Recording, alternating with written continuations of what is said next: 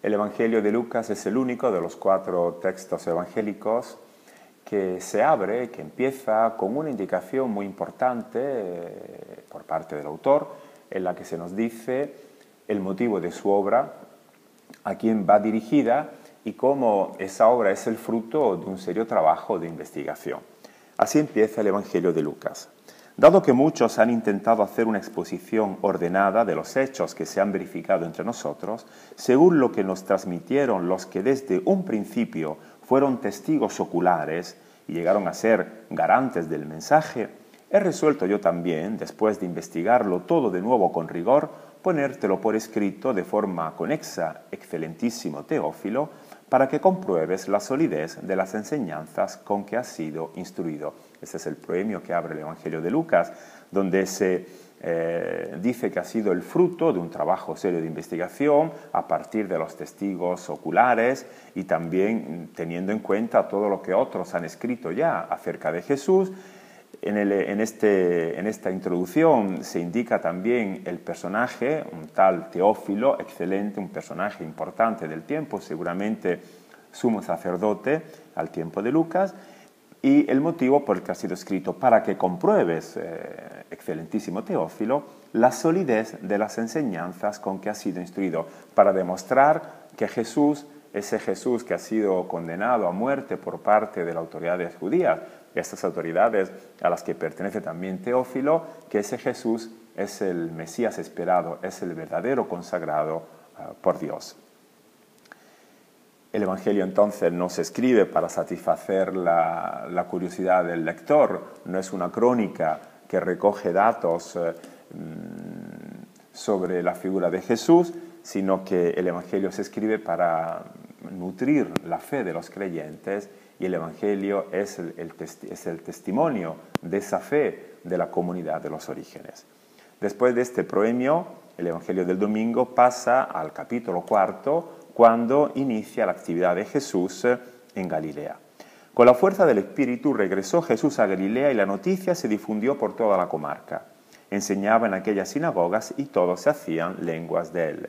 Jesús, después del bautismo y después de las tentaciones en el desierto, llega a Galilea, regresa a Galilea y la noticia se difundió por toda la comarca. Él enseña en las sinagogas de esa región, una región que era despreciada por la religión judía, porque decían los escribas que de Galilea no podía venir nada bueno, ningún profeta surge de Galilea. Pues bien, una región en los confines del norte, ya en contacto con las tierras paganas, los territorios paganos, en esa región Jesús empieza su actividad y enseguida pues atrae la atención y la popularidad por parte de la gente. Jesús entra en las sinagogas donde enseñar significa exponer el mensaje tomando como punto de referimiento las escrituras de Israel y añade, sigue el evangelista, llegó a Nazaret, donde se había criado, el sábado entró en la sinagoga según su costumbre y se levantó para tener la lectura. El evangelista nos habla de esta actividad de Jesús en las sinagogas, tomando un poco la distancia en las sinagogas judías, donde Jesús enseña, nunca se dice que él entre para participar al culto, igual que ahora cuando en su ciudad, en Nazaret, Jesús entra para leer, tener la lectura de ese día del sábado. El sábado es el día del precepto, en la sinagoga se reúnen los fieles observantes para ser instruidos acerca de la ley, acerca de la palabra. Le entregaron el volumen del profeta Isaías y desarrollando el volumen dio con el pasaje donde estaba escrito. Jesús se ha levantado para leer, le han dado el volumen, el rollo del profeta Isaías. Jesús ha dado con un pasaje que decir que él ha buscado intencionalmente ese texto que ahora proclama. Es decir, Jesús se ha saltado la liturgia del día, no ha leído el texto que estaba ya programado según pues toda una secuencia de textos que se leían durante el año. Y dice así el texto que Jesús ha encontrado. El Espíritu del Señor descansa sobre mí porque Él me ha ungido, me ha enviado a dar la buena noticia a los pobres, a proclamar la libertad a los cautivos y la vista a los ciegos, a poner en libertad a los oprimidos, a proclamar el año favorable del Señor. Es el texto de Isaías muy conocido. El evangelista ha hecho una reelaboración de este pasaje profético porque no es un texto leído a la letra, sino que es la combinación de dos textos del profeta Isaías, pero en el que se hablaba de la figura de este consagrado, que en hebraico se dice, en hebreo se dice Mesías, el ungido, que tenía que llevar esa liberación al pueblo, empezando por la buena noticia, evangelizar a los pobres, la buena noticia a los pobres, decir que se iba a acabar ya esa miseria, que se iba a restituir a los componentes del pueblo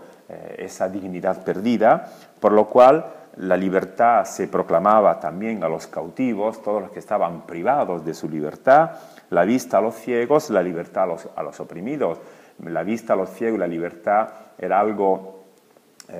similar, tenía que ver con todos aquellos que estaban encerrados en las prisiones, que eran cisternas donde no se bebía la luz, donde los condenados estaban destinados a una ceguera total, no se podía experimentar la luz, por lo cual esa vista a los ciegos tiene que ver con una libertad que viene dada a todas las personas que están privadas pues de su dignidad, que viven en situación de ceguera total, de tiniebla total. Y acaba el texto a proclamar el año favorable del Señor. El año favorable era el año jubilar, del jubileo, en el que se quitaban todas las deudas, se recuperaban la libertad, donde se podía empezar de nuevo la vida. Pues bien, un texto muy esperado, muy conocido por la gente de aquel tiempo y que causa una gran expectativa entre los participantes al culto. Enrolló el volumen, lo devolvió al sacristán y se sentó. Toda la sinagoga tenía los ojos clavados en él. La expectativa es muy grande porque es un texto que todos esperaban, que tenía que ver con la figura del consagrado por Dios, del ungido, del Mesías. Y empezó a hablarles Jesús. Hoy ha quedado cumplido este pasaje ante vosotros que lo habéis escuchado. Jesús, después de haber leído el texto de Isaías, proclama en manera solemne que ese texto ya se ha cumplido, que ya no hay que esperar más, que ese momento oportuno, favorable, ha llegado con la persona de Jesús. Los ojos de la asamblea están fijos en Jesús, pero más adelante se verá la reacción violenta, que no aceptan que Jesús se presente como un Mesías, que no viene a proclamar solamente la gracia, ese día de gracia, ese año de gracia, sino que también tiene que hablar de venganza, una venganza que Jesús no nombra, a la que no se refiere, porque el Mesías, el consagrado por Dios, tiene que hablar solamente de gracia, tiene que hablar solamente de perdón, viene para presentar esa misericordia, ese amor universal del Padre. Pues bien, estas palabras de Jesús no van a ser comprendidas ni aceptadas por los participantes al culto, por los compaisanos de Jesús.